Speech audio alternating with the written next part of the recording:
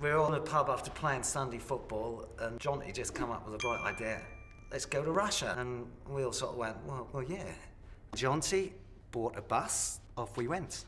It broke down in East Germany and West Germany. We had to push it across the border. But one driving through Poland, bus broke down again. And all of a sudden these two guys just came out of the woods. And we sort of like said that, well, we can't get the bus going. Another guy came out with his tractor, hair stuck of his head, driving his tractor all over the place, and give us a tow off, and off we went. Smirnoff sponsored said, if you can get a picture outside St Basil on Red Square, you're all wearing a Smirnoff t-shirt, we'll give you 50 quid when you get back.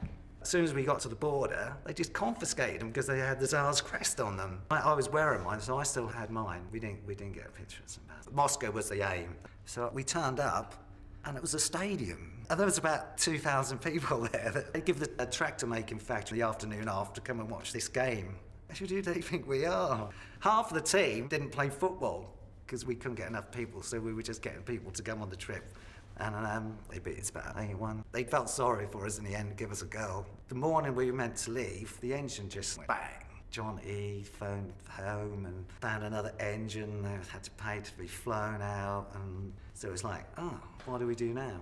When we got to Moscow, we were only supposed to be there for 1 day. We were there for another 2 weeks, I think, stuck in Moscow. So everyone was sort of like selling their clothes and that. If you had Levi jeans, well, you were made, you'd get about 100 rubles for a pair of Levi jeans. So we got back to the hotel. We just ordered bottles and bottles of champagne. I think we had about 4 each. We just got fucking pissed. And so we all decided to go see Lenin, because they got the Lenin mausoleum where he's stuffed. I didn't sort of like think about it at the time, but like all the Russians were in suits and that, respect and that. And well, us, we were just like, well, we soon got told off for that. We go, oh, sorry. Another nice time was when me and Johnny went to Gorky Park, and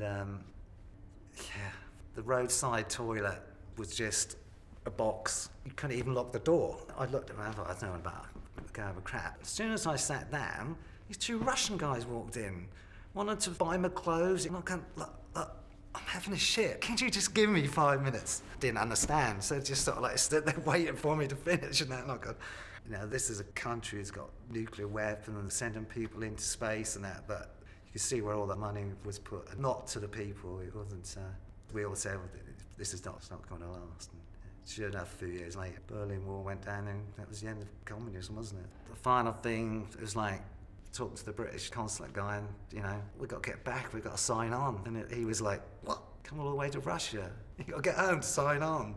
That didn't go down too well, because that was after Heysel, there was no English clubs playing in Europe. So Aslacton, only team in Europe, 1985.